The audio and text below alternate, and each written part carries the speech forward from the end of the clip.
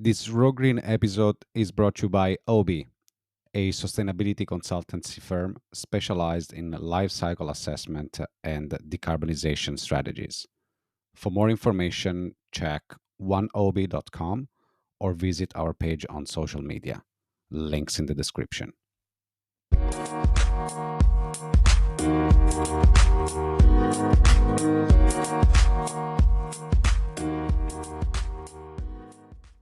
I am Francesco De Lieto. I am passionate about sustainability and green technologies. Welcome to a new episode of Raw Green. Did you recently buy a bottle of water?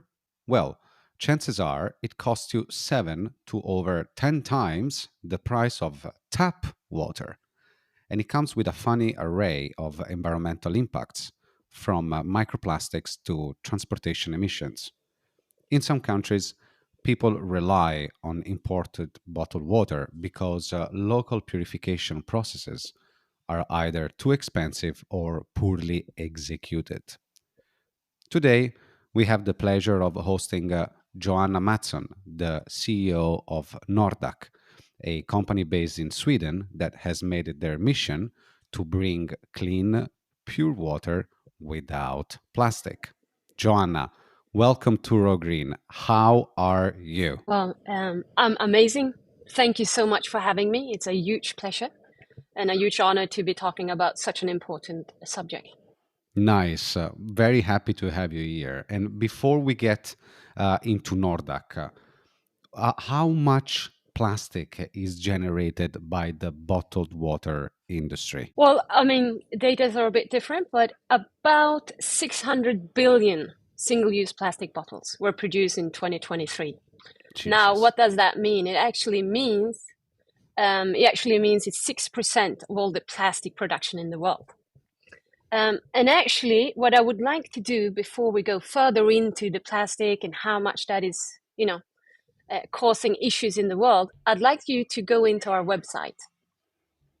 Why I would like you to go into our website is that if you go into our website, you actually have a counter. You have a counter there, putting a number. Just put that number down. Don't tell me what it is. Just put it down. Okay. And then I'm going to come back later in the issue why I just asked you about that. Okay. All right. All right. Yeah. Well, And we can come back, but yeah. it is something that it is a necessity for some countries. Okay. Yeah. The water infrastructure, it is poor, or the amount of water available, it is very little.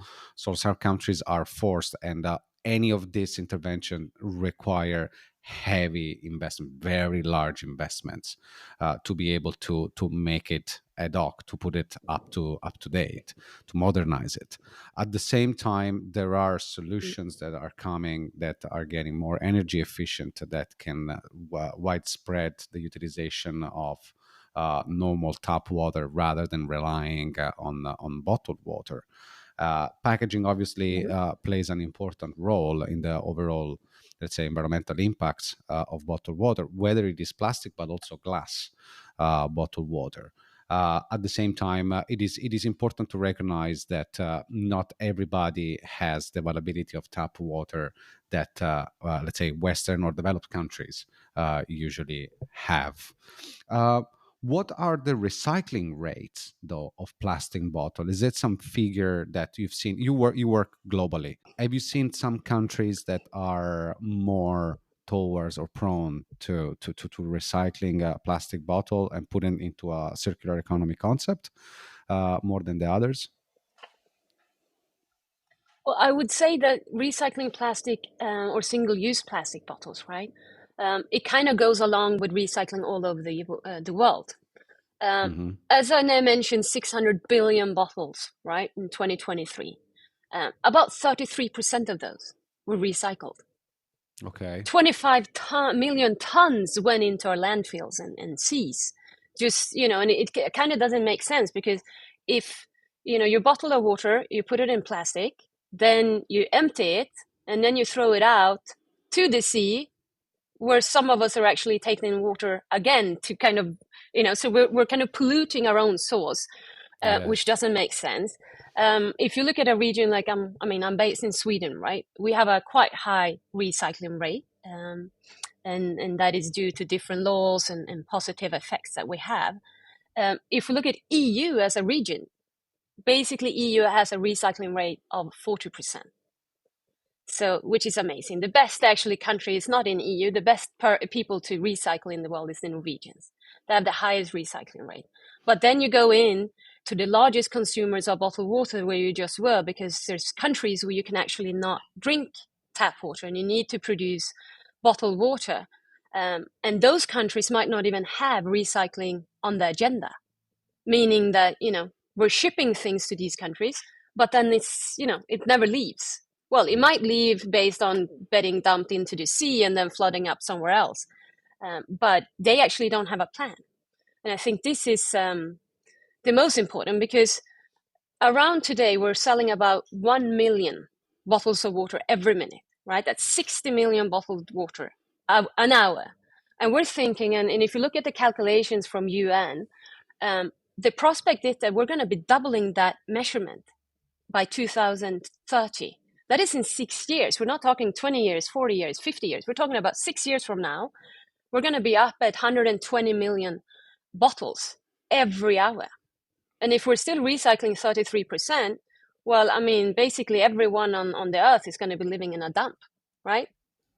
Incredible. When you say those numbers out, and you take half a second to reason on them, they're just they're just mad. They're mad numbers. But that's Yeah. where Nordac comes in, right? That's where Yeah. you can Yeah, we're help. trying to make a difference. Yes. Okay, Yeah. why don't you tell me how you're trying to make a difference? Well, we're trying to make a difference because Nordic as a company is actually the only company in the world that can provide customers with the same water anywhere in the world, right? And that sounds like, okay, yeah, but I bought bottles of water before, so it doesn't make sense. Well, the difference that we're doing is that we can take potable water anywhere in the world. Today we do it in 63 countries, but there's no limitation as long as the water is potable. And then we plug it into our patented filtration system, and out comes Nordic water. So, if you have just your water line in your house today, we could literally put our filtration system there, and then out of your tap comes Nordic water.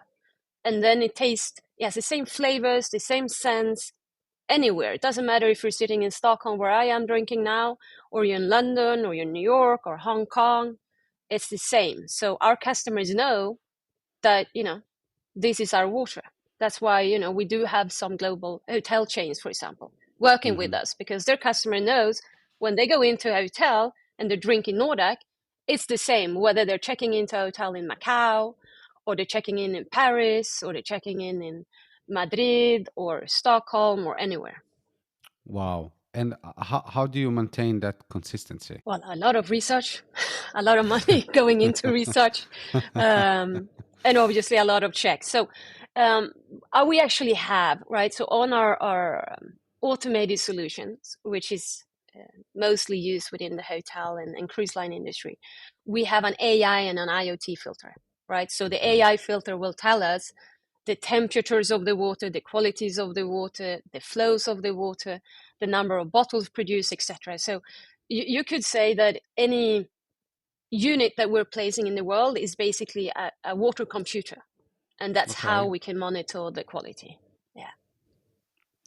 And that basically regulates the output water according to what the AI embedded into your smart filter. Can we call it smart filter? We can call it that. Yeah. It is doing, and doesn't matter if you are in Sweden, or if you are in Southeast Asia, or in any other country where the bacteriological level are different. The output will always Mhm. be the same. Exactly. So Wow. that's exactly it is. And sometimes you don't even have to go to different countries. You can go to places like the Maldives, right, where each and every island is different. Because they take seawater, and depending on currents, the water, the salt, everything is different. So what you're saying is correct around the world, but in some places for us, we can just be in different islands, just 30 minutes from each other. Okay, well, that is amazing, and the fact that you can give accessibility also to countries where, for example, logistic it is not that easy. Now you mentioned the Maldives, but there are thousands Mhm. of others. It is also very important. Those are all emissions from transportations that are saved, and if you think about bottled water itself, has little production because it comes from a natural source. It is obviously the packaging part and the transportation part that plays in the overall emissions a very big chunk of emissions. So have you ever thought about how much you're helping saving onto that emissions, on the transportation emissions? Well, yes, we have. But actually, before we go there, Francesca, I'd like to. You mentioned a very important part here, right? When we're Mm, talking about water and mineral waters or filtered waters, there's basically three categories of water, right? Mineral, as you just mentioned, where it's supposed to come from a source, and you bought bottles somewhere that's been shipped to the source, then you fill at the source, and then you ship it from the source. Mineral water are supposed to never be tampered with. And then you have filtered water, which means we take some tap water anywhere in the world. I mean, us or anyone else filter, and then we filter to different levels, right? So Nordac is proud to say that we're filtering it to the cleanest person and the cleanest way. That's why we can have the same water everywhere. And then you basically untreated water, which would be a tap water, right? And I think it's important is because if you go to mineral water today, there's a huge case against one of our most famous French brands that they've actually put filter on the mineral source because the mineral source is not clean enough, hmm right? So when we're in this discussion, all these mineral sources are obviously also affected by our own market, you know, by their own transportation, by their own pollution, which means that the sources of water today is shrinking, hmm especially on the mineral front, because the whole point with a mineral water is that you take it from your source, and then it's nice, and it's cold. It normally has the brand of the name of the source, but when we're starting to filter even the sources, we're actually facing a huge issue for the future. Yes. Yes. So when you then and then yes, on the carbon footprint. So we do calculations. It's very important to mention though that even if we can take tap water and make it into Nordic water, there is a transportation, right? We do have a transportation because we have production in three different regions around the world to be as close as possible to our customers and to limit that transportation. But each and every customer needs to buy something in the beginning in order to start production. Yeah. But if you would go, for example, we can take an example of a hotel. They might have a standard hotel, 5-star hotel. They might have like 250 rooms. And I'm saying 5 stars because if it's 5 stars, it normally means that they need to give somewhere between 4 to 6 bottles of water in each room. It's just a standard. hmm And then this hotel also has maybe some meeting rooms, wedding venues. They might have some F&B outlets, right? So basically, that would mean that they would have a production need of 3,000 bottles a day, or they would need to buy 3,000 bottles to get it out every day, right? And this hmm is a standard kind of mid-sized hotel. Now, 3,000 bottles a day, then, if you come with a system like ours, it means that you would purchase basically in the first time, you would purchase 9,000 bottles, right? Why 9,000 bottles if you need three? Well, it's because 3,000 needs to be out in the hotel rooms or F&B outlets. And hmm then you have another 3,000 somewhere in circulation and 3,000 in production. So you always normally count par three, right? Now, that would be one-time investment, and also one-time, kind of footprint or carbon footprint to set off. Um, if you look at one of our oldest customers that's done this exactly, right? They bought 9,000 bottles, they're producing 3,000 bottles a day, and they've done that with an automated system. Um, Today, that makes about 15.7 million bottles. that they just, because they Wow. just bought the Yeah. 9,000, so they haven't bought more bottles from us, right? So it's 50, that's like 15.7 million bottles. So imagine if they would have just kept on purchasing, Yeah. and the shipments that would have cost, that they've saved over the long run. So the savior, the financial saver of whatever transport prices are going up, right? So the bottle Yeah. prices are going up. So whatever of not buying anything that needs to come in and take care of it every day Yeah. for 15 years or 14 years, but also the carbon footprint, because we know that the example I just used, right? They will buy the bottles from some European country, Yeah. no matter where they are in the world. Yeah. And this was just one hotel. One hotel out of all hotels in the world, 15.7 million bottles. Imagine if we would, if you start adding it up to 10 hotels, 100 hotels, 1,000 hotels, Yeah. then, we're talking about a huge impact.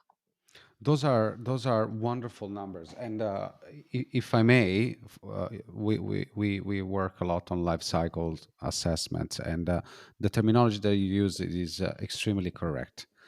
You do that initial carbon investment in, let's say, purchasing the 9,000 bottles, and then to be able to go in a break even, you will have to, let's say, consume or sorry, utilize those bottles for, I don't know, 10 cycles, 20 cycles. But after that, you actually are doing better than you were doing compared to the previous situation. And that it will be your carbon rate of return if you want to analyze it the same way you analyze a financial investment. And yes, an internal rate of return. So beautiful, beautiful, beautiful, beautiful, beautiful. Let me ask you something else. Okay, you say hotels, five-star hotels in 60 plus countries around the world.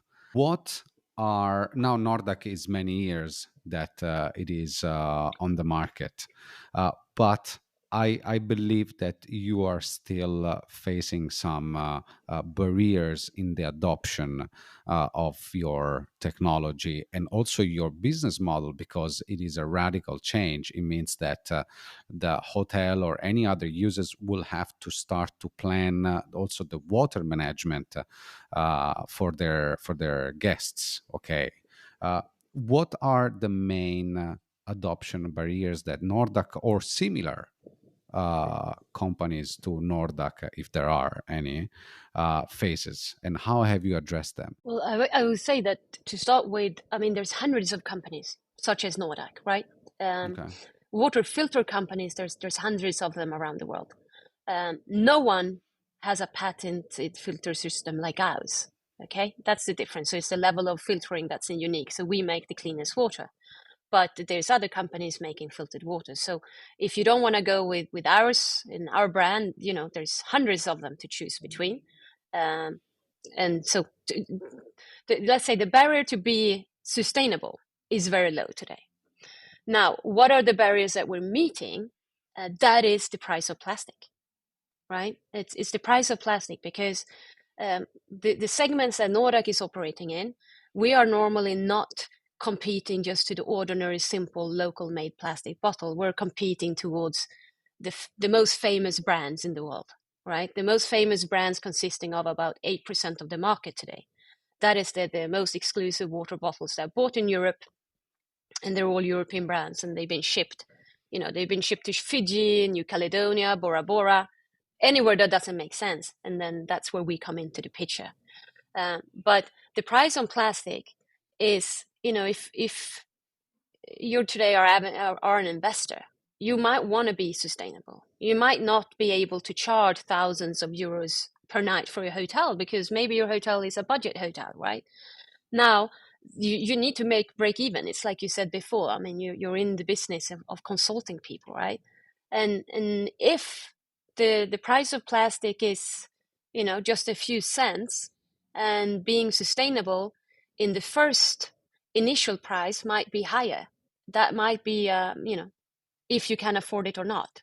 Obviously, if you think about the long term, plastic is not a competitor. But sure, when you're building a new hotel, you normally look at it shortly because you have millions or billions of dollars going out. So that is one. But I think the ultimate challenge we have in the world is actually political decisions, right? Hmm. I mean, if the politicals of, I mean, I'm living in a union, right? We just had an election in EU, and Not very favorable. sustainability is one of the Yeah. three top. No, not very No, favorable. no. Uh, Not, personally, I didn't think it went the wrong way. I think Europe might be going towards a little bit different way than I would hoped. But we're still a union. We're still X amount of countries being able to choose our future. And regardless of who was chosen, and who won the election and how it went, sustainability is one of the top three subjects that the people and the inhabitants of the union wants to put up, right?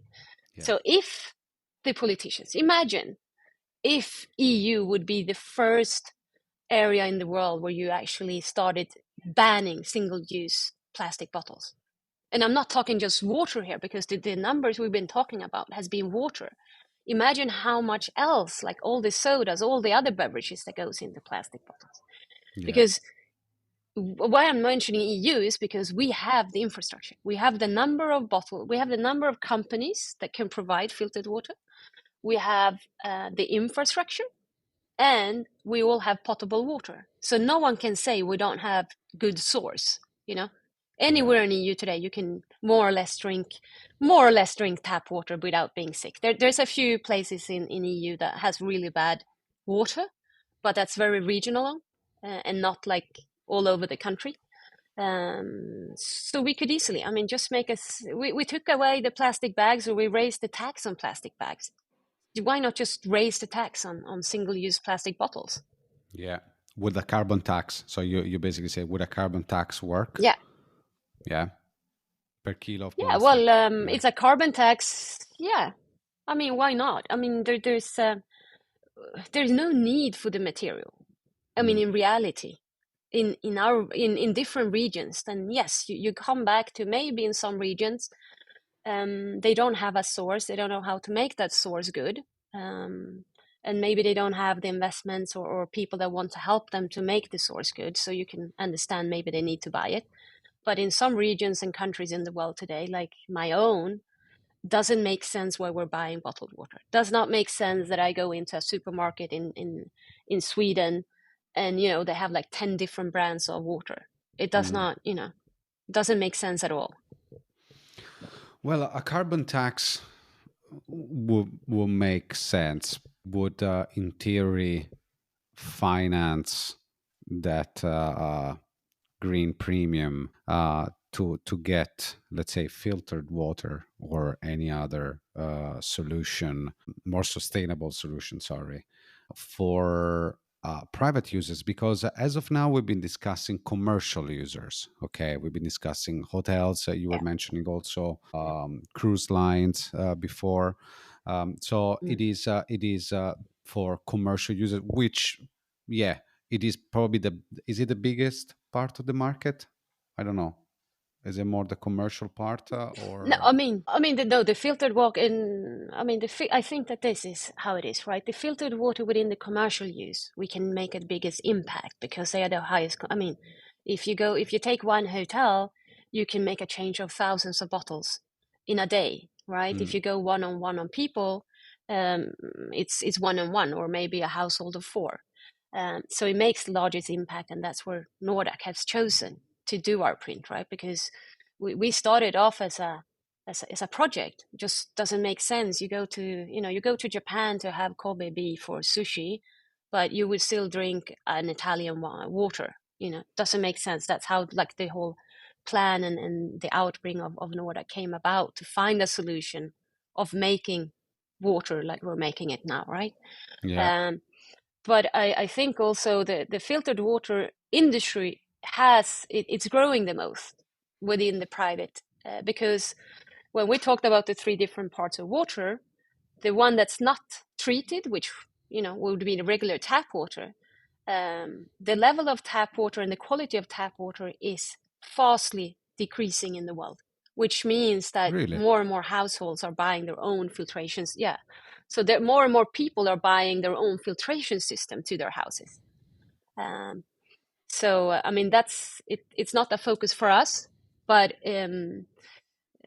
I think it's a bit dangerous because it means that every household, would buy a machine, then, that carbon footprint is also wide. Um, we have the solution that we think is great is that we actually have customers in New Zealand as well as in California that are supermarkets, and they are selling our bottles. And by buying as a end consumer, you're buying our bottle in the supermarket, you can actually refill it at the supermarket for free. Amazing. And that makes the best impact because then, every consumer can have the best water, but you don't have the carbon footprint of having a machine at your house. Amazing. You reuse the same And we all need bottle. to, yeah, You keep the cycle yeah. inside that family. It is fantastic. You don't have Hmm. a emission carbon footprint from transportation just because of the water, because it will then be diluted with anything else that you buy from the supermarket. I love that. That's a beautiful, Yeah. beautiful, beautiful thing. Mm. Look, how far do you think we are to be able to intervene onto the full water cycle? Let me break it down this because I saw a wonderful Hmm. documentary about, and this is my nerd part, jumping in when I say wonderful documentary, Yeah. about sewage water treatment plants. Okay, there is this ginormous Hmm. plant in Chicago that it is when it rains, it is able to manage the volume of water equivalent to 2,000 Olympic pools. Okay, a day, Hmm. which is incredible, incredible. And while it was breaking down the whole processes to treat sewage water, which was fascinating, it came out this result of this water that can be used for a number of uses, but not potable water. So that could Hmm. open up a to an increase, massively increase the efficiency into the overall water cycle. The question is, how far are we, for example, to have Nordac to be able also to manage that kind of water and make that water potable? Are you talking about the quantity or just Can it about be done? like taking Can it be sewage done? water and Treated sewage yeah, I water. mean, Nordic needs we need potable water, right? And when I think you and I we're talking about potable water, and obviously that's WHO that decided, right? There's a scale of 0 to 1,000 of what's really good water and what's bad.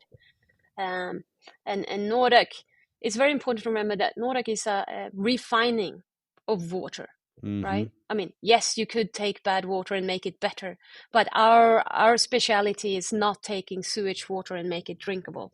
Our speciality is having already drinkable water and making it a superior water. And what I mean with that is that, and this is the difference between us and other filtered brands, because we're not just trying to make it, good enough to drink. We're making it identical everywhere in the world. That's our thing. So that's why it's so important to understand that our competitors are not the other filtered waters. Our competitors are the bottled water. It's the bottled water industry that we want to take away. I mean, all the other filtered water companies is amazing. I mean, it's good. I mean, people that doesn't understand what we do might think, yeah, but it's competitors. But it's amazing. The more filtered water companies out there, keep on. What we're trying to do is taking away the market from the bottled water that already exists and has been existing for hundreds of years. That's the focus of Nordac. Because the only reason why you would buy, we can all hear you're Italian, right? And if you're sitting in Sydney, That much? the only reason, I mean, and you might saying like, yeah, you might sitting in Sydney because you're there on a vacation and you're like, I'm at this Italian restaurant having my pizza. Maybe I want my Italian bottled water. But the carbon footprint of that is humongous, right? Yeah, a And that's disaster. what we're trying to Yes. eliminate. We want to tell you that no, you can have the Italian food because maybe the flowers etc. is made, the pizza or whatever is made out of Australian flowers etc. And the tomatoes are picked in Australia and not shipped from Italy. So we're giving you this nice superior bottled water, and it's been capped. It's mostly, a lot of times it's even date printed, just like any mineral water, but it's just that it's been tapped at that location, whether that's a hotel, a tiny restaurant, or as we said, a cruise line or a private yacht. That's what we're doing, and that's why today Nordac has a collaboration, and customers, over 200 Guide Michelin restaurants around the world are using Nordac just Wow. because of this, right? You might be a Guide Michelin chef in London, you want to open up in Dubai, and you want to make sure that the consistency of boiling your potatoes, making your pasta, or even combining your water with wine or whatever it is you're having is going to be identical as you planned it in London. And then you just you don't need to bring the bottled water. You just bring a unit to Dubai, and then you have exactly the same water for your Yeah. kitchen and for your guests Yeah. as you would have in London. Yeah. Okay. Well, I got that, but have you ever thought of what would happen to a business like Nordac if water accessibility gets reduced? There are countries where you operate where they have limited water availability. Some countries where they are already tapping from underwater reservoirs, which they usually are used as a saving account for water consumption. What would happen? What do you think? Sorry, let me rephrase that. What do you think it would be in 10 years, the situation factoring in climate change and water accessibility? Well, I mean, obviously, you need water to make water, whether it's Nordic or anyone that bottles water, right?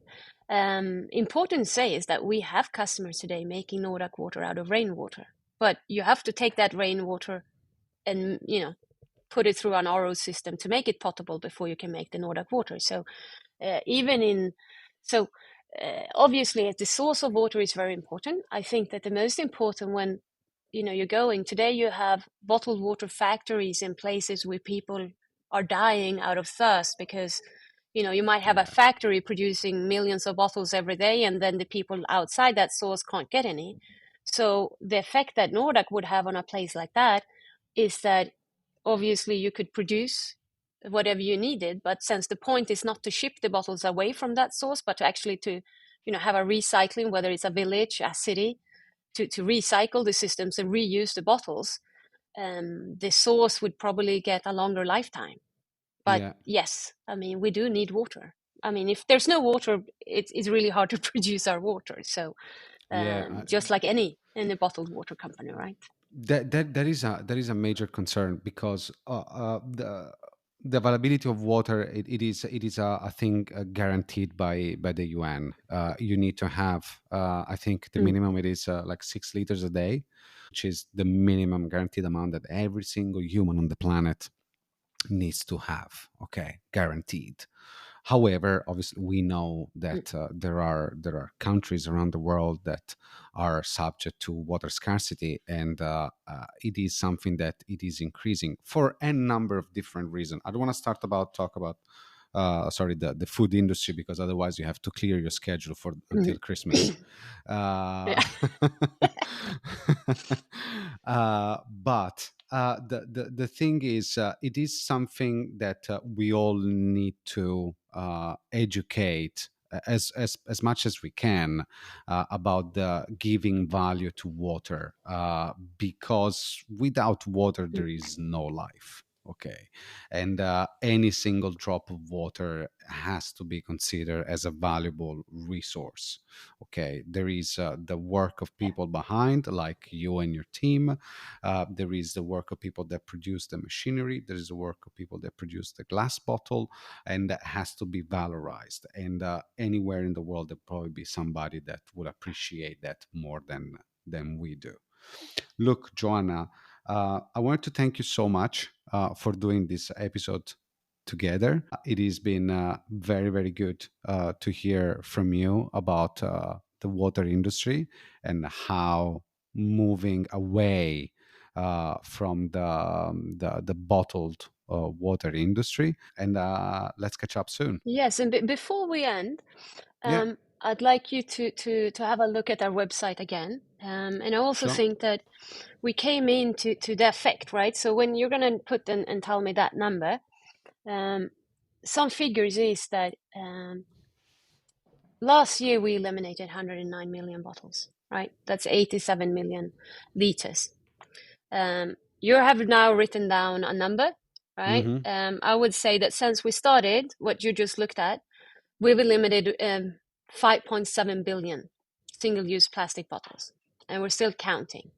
So, can you see what the difference is on the numbers you're writing down now that you've had during this A episode? lot. A lot. A Yeah, lot. yeah, there's a few. So the numbers why I asked you A lot. to go to our website is that since our units are connected right to the cloud, they are also in live time streaming how many bottles that our customers are producing. So sometimes that counter goes quicker, sometimes it goes slower.